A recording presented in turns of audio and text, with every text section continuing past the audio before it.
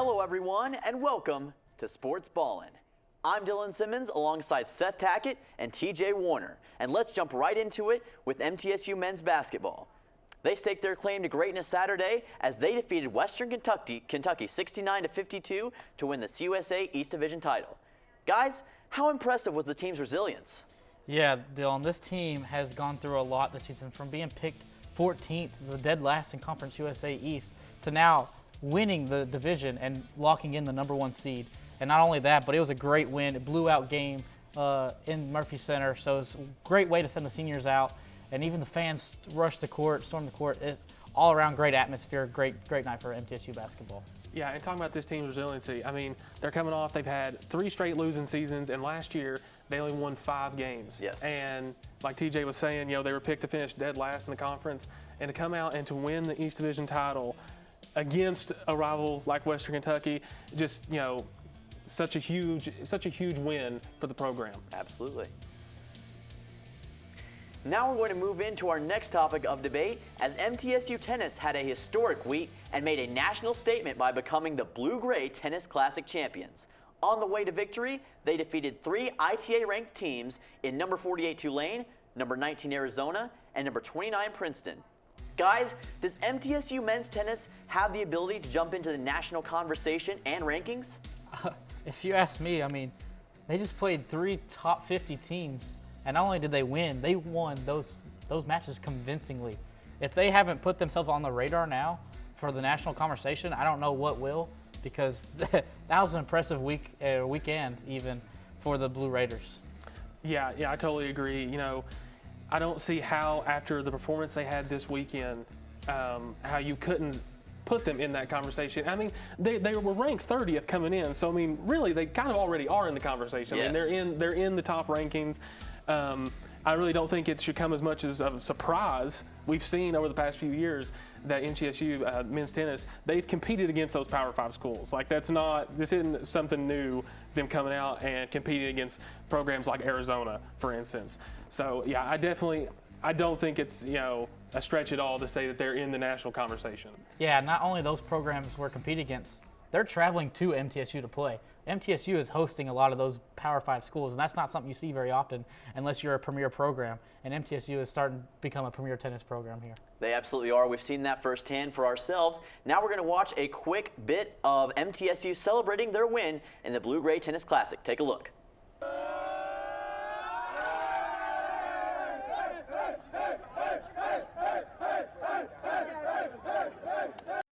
MT women's basketball suffered a hard defeat to the Lady Hilltoppers 97-93 in overtime.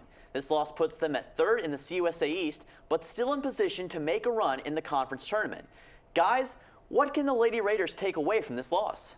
Yeah, they've lost, it is now 6 games, and those 6 games have not been farther than 4 points apart from turning around and winning that game. And the freshmen for the Lady Raiders have been stepping up big. Like, even Jalen Gregory had 30 last game as a true freshman starting, the true freshman. So if they can keep getting this production from their freshmen, but at the same time get the production from some of their older players like Dorsar and Courtney Whitson, I think they'll be just fine. And they have the schedule ahead of them. They host Charlotte and Old Dominion this week, and they have the chance. That's the 1 and 2 in Conference USA East. They have the chance to win those 2 games and be set for Conference USA tournament. Yeah, and I think that's what, you hit the nail on the head. That's what they got to take away. I mean, yeah, it was definitely a tough loss. They had a big lead over WKU, and WKU was able to storm back. Jalen Gregory,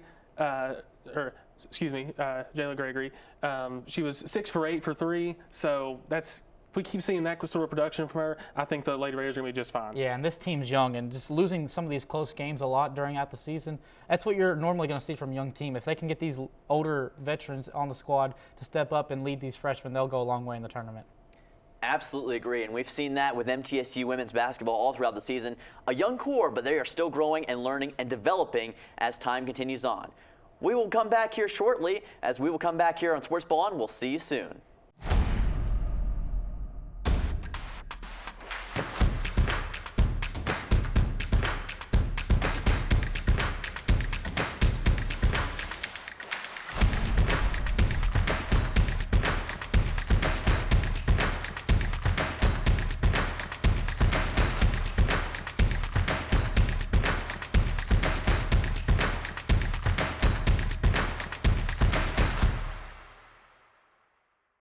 Son, love is like the ocean. You have to tread the Oh, waters. Dad, that's not the kind of help I needed. Jessica, will you go to prom with me? Yes. Thousands of teens in foster care can't wait to share their first with you. If I could go back and change it all, I would.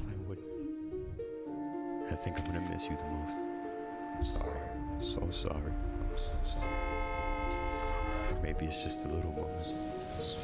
If I could go back and change it all, if I could go back, I would. But I can't.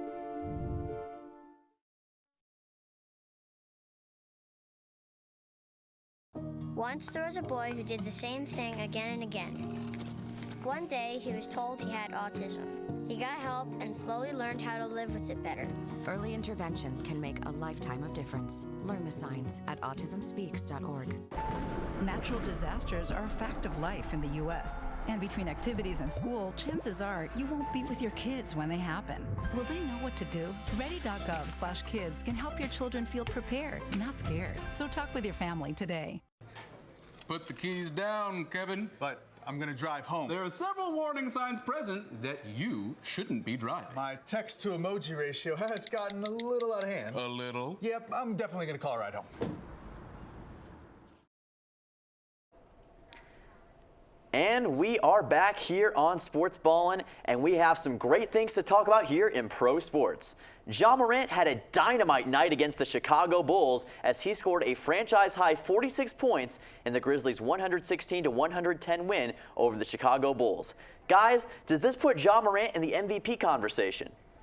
Absolutely, I believe it does. I mean, because not only was this a huge 46-point performance, it was a duel really between him and DeMar DeRozan. I mean, DeMar DeRozan, he came out, he had 31 points. Zach LaVine, he had 28 points. And Ja, so I mean, it was really kind of 2-on-1 in a duel right there between Ja and those two great players. And Ja was able to power the Grizzlies forward to a fantastic win. I mean, the Bulls, I mean, they're a great team. They've been doing great things over in the East. So it's going to be interesting to see how they do moving forward. Yeah, and in my opinion, most valuable player MVP conversation, if you take that player off that team, how good is that team going to be? And if you take Ja off the Memphis Grizzlies are not doing what you're seeing them doing this right now.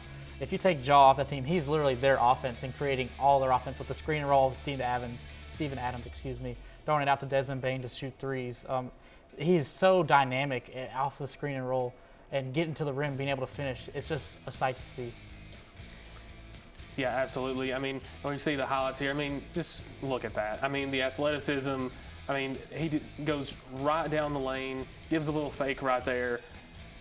I mean, Chicago, no one has any chance of stopping him right there. Yeah, and I think it speaks for itself as you guys kind of see him going through there. Ja is such an athletic guy when it comes to how he plays on the court, and you see Chicago had some great dunks there too and some abilities, but Ja is so great as well, setting up the passes, making plays when it matters the most. And TJ, I think you've seen a lot of Grizzlies games. You know exactly what I'm talking about. Yeah, Ja is definitely a complete player. He can dribble, he can pass, he can shoot. I mean, he went 3 for 3 last night when he made 46 points. Not only is it his career high, Memphis Grizzlies franchise high as well, and the fact that that's 46 points is franchise high, I don't think that's going to stand much too longer. I think Ja will more than likely break that before the season is over with the season he's having. But going back on your question, if he's in the MVP conversation, absolutely. He's got to be on the top 3 of your list, especially after that 46-point performance. I absolutely agree. And building off of that, do you guys think, how does this put the Grizzlies in terms of the playoff race? Yeah, well, they made not a deep run, but they made a little bit of a splash at the end of the last year in the play-in tournament, then playing Utah. Had Utah play a little bit more games than they wanted to play in the first round. And Ja said, yeah, we got the experience we needed from that tournament. And they're looking hungry. They're 3rd in the West right now behind Phoenix and Golden State. If Memphis was in the East, they would be number 1 in the conference. That's right. They're behind 2 of the best teams in the NBA right now, so look for them to make a deep run. Yeah, and currently right now, I mean, they're only behind the Warriors by a game and a half. So Phoenix has a little bit of separation. They're 7.5 back from Phoenix. But, I mean, it's very plausible that the Grizzlies could be the number 2 seed in the West. And, I mean, thinking back where this franchise was 2 or 3 years ago, it's kind of hard to believe how the quick turnaround that we've seen coming out of Memphis. Yeah, Memphis is doing this really without any premier all-stars talent, like big name talent that the league is used to seeing at the top seeds of the game. They literally have Ja as like their big name, and that's really the only big name, and he came in as a second pick behind Zion, so he wasn't even technically the big name in his draft class. So it's really impressive what Memphis is doing and how they're doing it so early with the young talent they have. Yeah, and we're talking a lot about Ja. Let's not forget too, I think also been a big help to the Grizzlies this year has been the rise of Desmond Bane. He's been playing extremely well, and I believe the Grizzlies really hit on that draft pick when they took him, because him complimenting Ja has been just so fun to watch this year, because I don't think Ja will be able to do the things that he's been able to do so far this season without Desmond, because especially Desmond's three-point shooting. He's been doing, he was in the three-point contest. Yeah, not only Desmond replaced Grayson Allen, but also Jaren Jackson's been healthy this year too, and it's helped a lot. Absolutely, and I think more than anything, the Grizzlies' play speaks for itself. They are an absolute unit. Nashville SC started their season with fireworks as they defeated the Seattle Sounders 1-0 off the back of a late goal by Annabelle Goody. The road ahead will not be easy. The club will be playing their new home stadium by May as well, though, guys. So, is Nashville SC a legitimate contender for the MLS championship? Well, Dylan, they made it to the semifinals last year before they got put out. And, of course, they're a legitimate contender. I mean, if you're one of the Final Four teams left in the MLS, that says something about you. And this start, 1-0 start, it just proves that they're going to be right back where they started off last year. Yeah, absolutely. I totally agree. Always great to get the opening win, especially too in dramatic fashion. I mean, scoring there right at the end.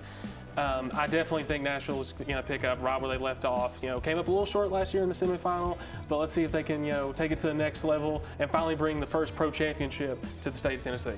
Yeah, I think that's the goal, and I'm sure Nashville SC is going to have all that potential and more. Can't wait to see what's in store for that club in the future. It was a tough loss for the Nashville Predators as they fell 3-2 to the Tampa Bay Lightning on Saturday. Even still, it was a historic evening as the Predators played in their first Stadium Series game at Nissan Stadium, which I can personally say is breathtaking. Guys, what do you think is the main takeaway from this unprecedented night? Yeah, I mean, what a scene that is at Nissan Stadium. I was there that night, and it is a sight to see. I mean, unfortunate that Nashville was not unable to come away with the win over Tampa Bay. But, man, that environment, that crowd, that is electric. And it was just a sight to see. Yeah, I believe, too. I think it was great that they got to, that the Preds got to play against the defending Stanley Cup champions, Tampa Bay. I mean, they've just been so good these past two seasons. And to be playing a premier opponent, I think that's far better than just, playing, a team that's not really performing that well right now. I mean, Tampa Bay, they're still playing at the top of their game. So it's just, again, great to see, like you were talking about, great environment. Yeah, Preds ended that losing streak that we talked about a little bit last week, and then they come out and have an historic event like this. Maybe a little bit too much hype about the event, and Tampa Bay was able to take control. Yeah, absolutely. And going off of that, do you guys think that at the current moment with the skid, can the Predators hold on to their wild card spot? Man, it's going to be close. It's going to come down to the wire, but in all honesty, with the way they turned around, they beat the Florida Panthers. I think that's a really big win for them. I think they're going to build momentum off of that, and they're going to turn it around after this loss. I think they'll be just fine. They'll make it. I think so as well, and I'm sure we will see that in the future. The Predators will play the Seattle Kraken next on Wednesday at 6. When we come back, it is time for the hot take of the week. Stick around here on Sportsballin. When I was in foster care, I never knew when I would have to move, so I always had my suitcase ready to go. Then one day, I was adopted. My new parents opened their hearts and home to me. My parents cook my favorite breakfast for me every morning. My parents take me on trips I never thought I would go on. They gave me a home and an even better reason to use that suitcase. My parents aren't perfect, but they're perfect for me. Jordan knows he shouldn't eat this entire bowl of nachos, but tonight he's earned that right because a few hours ago in the middle of happy hour, he recognized a sign, not from the gods or a bolt of lightning, but from a double heart, a kissy face, and a fourth ha in ha ha ha. That's when Jordan knew he was buzzed. So when it was time to go, he got a ride home instead of driving. Be a legend like Jordan. Recognize your buzzed warning signs and get a ride home. Buzz driving is drunk driving.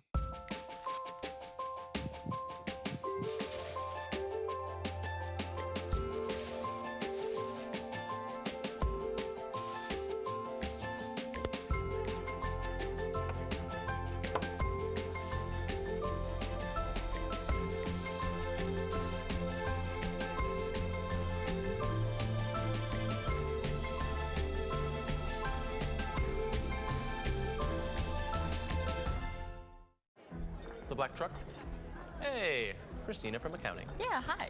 Hey, I used to date a girl named Christina. Oh, really? Yeah, and then she dumped me for my best friend. You want to see some photos of them that I took? I don't. I thought we talked about this, buddy. Buzzed and overshared again? Yeah. Yeah. I'm gonna call a car. That's a smart idea. So yeah, I know, that's why I did it. Hey, you're gonna get back to the top of the mountain. Does that mean I'm gonna get back with Christina? No. Oh. No.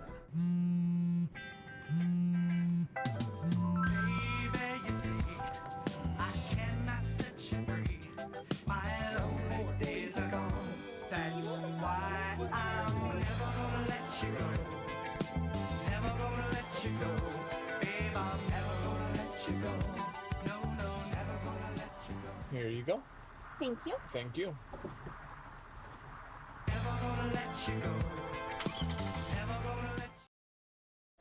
Welcome back to Sportsballin, and it's that time of the week, everybody. Hot takes of the week. We're going to start out here with Mr. Seth Tackett. So what's your hot take of the week, Seth?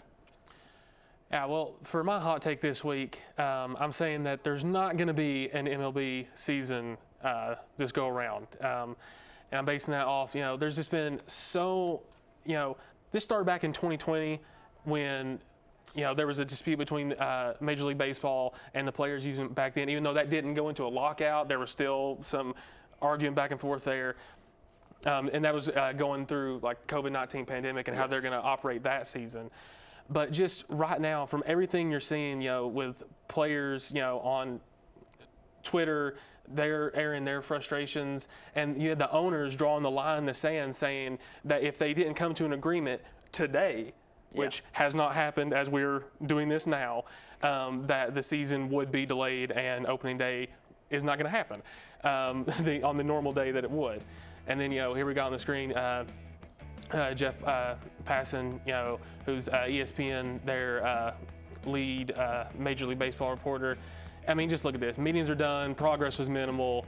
There are 4 days left. And this. I mean, we're already a little bit past this. But I mean, just to go to show, they're having meetings and just nothing's getting done. Nothing's getting done. And no matter the offers, it seems honestly too, when the Major League Baseball is making an offer to the players, it just makes the players angry. Like the players are coming out and they're like, are you kidding me? Especially when they made the announcement like, hey, we're drawing the line in the sand. If we don't make this agreement, we're not having opening day. And the players are like, really? That's where you're going with right now? So at this point, I think it's just, we've not seen any progress, and I feel like we've been talking about this for the past 2 or 3 months. Like, hey, will they, won't they? Feels that way. And nothing's getting done. Yeah, and in my opinion, like, the only way there is no actual MLB season, like, they're not going to keep. Something's eventually going to have to budge. Like, they're gonna realize it's money. It's either going to be a money thing with the season not playing. Like, the owners, they're losing a lot of money, and they're not going to be happy. If the owners aren't happy, then the league's not going to be happy. And there's no way that the whole MLB season is going. Obviously, there is going to be a delay, as you can tell, but I don't think the whole season will be over. Just for me right now, the way that the conversation seems to be evolving as they're having these talks, and we're continuously seeing, like we saw in those tweets from Jeff, progress was minimal. Short meetings, 15 minutes. So I think there is a real chance that we're not going to see any Major League Baseball this season. I agree with you absolutely. So TJ, what's going to be your hot take of the week? Yeah, Dylan. So my hot take of the week is all number 1 teams will fall before the Final Four in March Madness. And I have a stat for you for that. Okay. That's only happened twice in March Madness history, which is 5.56% of the time. But I don't know if you guys watched college basketball last weekend.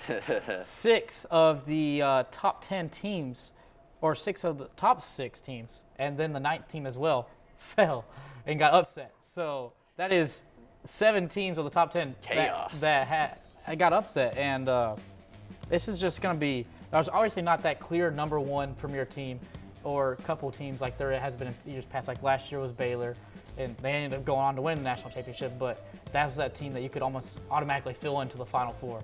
I don't feel like there's that team that's just like a dominant powerhouse that's going to be more than likely a number 1 seed this year. That's you can automatically fill into the Final Four. And this March Madness is going to be fun. There's going to be a lot of big time upsets. Yeah, see, I don't know about that, TJ, because no number 1 seeds, 0. I mean, like you said, it's only happened one other time in history.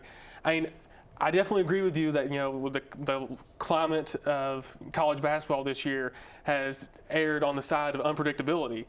But, at least someone like Gonzaga, I feel like, or Kentucky, I feel like they're going to make somebody in, the top 5 currently right now, they're going to make it to the Final Four, in my opinion. Yeah, but you could also make the case that every top team has that top player, and that top player could carry them on to beat the number 1 team. So I feel like the number 1 teams will still not make it to the Final Four. Certainly going to be interesting to see.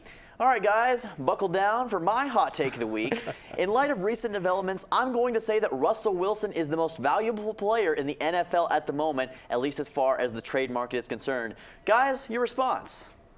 Yeah, that's just not true. It's plain and simple, because there's names like Devontae Adams that are going to be out there. And not only that, Russell Wilson's not on the free agency market. He'd be on the trade deadline or around the trade market, and he has a no trade clause on his contract. So you'd have to waive that no trade clause to even move to a different team. So I just feel like there's more assets out there that are actually available, and not only actually available, but guys like Devontae Adams, he's on the free agency market. Russell Wilson is not. So I feel like Russell Wilson being the most valuable on the market is just not true. Yeah, and I feel like, too, you're going to talk about the most valuable commodity at quarterback on the market, whether it be free agency or trade, it's got to be Aaron Rodgers. He just came off another MVP season. And, like all you were saying with Russell, he's got no trade clause, so he's only going to go to a team that he wants to play for. Rodgers is going to have a little more flexibility. He's going to go wherever he wants to go. Now, I know it's kind of still up in the air. Will they, won't they? But I would still definitely say that Rodgers he's the premier quarterback that's available right now. So in our eyes, Russell Wilson's not even the best quarterback at his position that's on the trade market. Well, all I'm going to say is this. To me, Russell Wilson epitomizes the term difference maker. But we'll see what happens with that. That's it for Hot Take of the Week, and when we come back, we'll have this week's picks. Stay tuned here on Sportsballin. We'll see you in a little bit.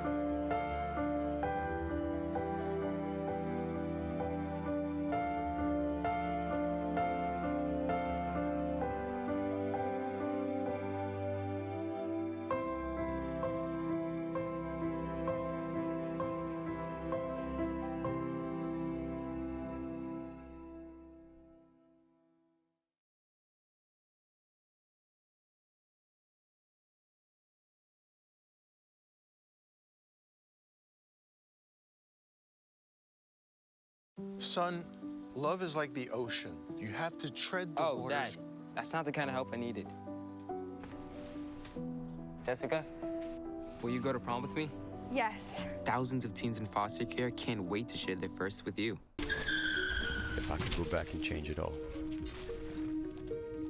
I would. I think I'm gonna miss you the most. I'm sorry. I'm so sorry. I'm so sorry. Maybe it's just the little moments. If I could go back and I could go back and change it all. If I could go back, I would. But I can't.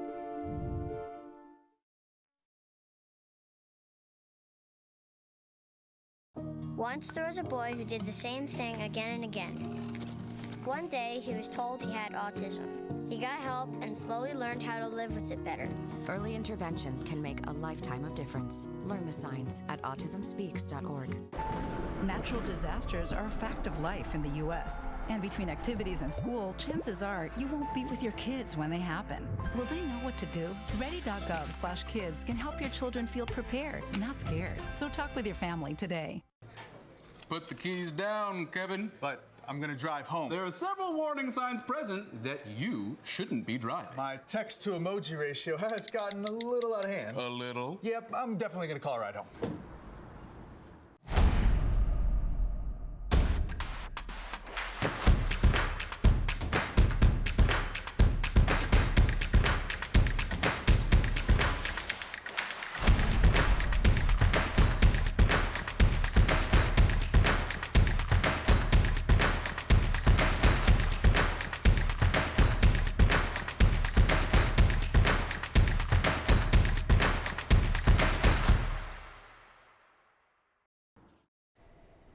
Hello everyone and welcome back again to Sportsballin. Let's get to those picks. We're going to be starting off with MT Baseball taking on Lipscomb. Guys, what are you thinking? Yeah, I have MT Baseball defeating Lipscomb this week. Yeah, I've got the Blue Raiders as well. I'm going to take MT Baseball as well in this one. Moving on, MT Men's Basketball will be heading to Charlotte. Guys, who do you have? Yeah, I think Charlotte just doesn't have enough firepower to hang with the Blue Raiders, and Blue Raiders come off a huge win over Western Kentucky. I take the Blue Raiders. Yeah, after just clinching the East Division title, can't go against the Blue Raiders. I got them as well. Blue Raiders are on a hot streak night right now. They're going to stampede their way into Charlotte. MT gets the victory there. Moving on, MT Women's Basketball will also be taking on Charlotte, although this one will be at home. Streak is on the line, guys. Who are you thinking? Yeah, Streak is in tough hands with Charlotte coming into town, first in Conference USA East. I'm actually picking Charlotte for that one. Ooh. And I'm actually going to disagree with you. I'm going to take the Lady Raiders. I think they get the dub and defend the streak against Charlotte. You know, we discussed this before the broadcast. I originally was going to go MT, but TJ convinced me. I'm going to go Charlotte with this one. Moving on, we're going to be going to the Preds as they take on the Seattle Kraken at 9 o'clock. Guys, what are you thinking? Yeah, I said earlier in the show that I think the Preds are going to turn around and make the playoffs. I have to pick the Preds here against Kraken. Yeah, I'm going to take the Preds as well. The Kraken, they've been struggling this season. Preds all the way. Preds are in desperate need of a victory to maintain playoff pace. I think the Preds get it done. And for our next pick, we got Nashville SC taking on Minnesota United. Guys, what are you thinking? Yeah, Nashville SC coming off this big opening win. I'm going to take them again.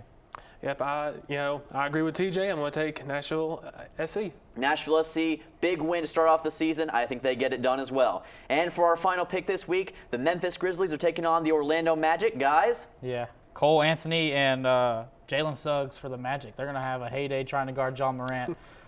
Give me the Grizzlies all the way. Yep, give me John Morant, give me the Grizzlies as well. John Morant, he's next level. Grizzlies get it done.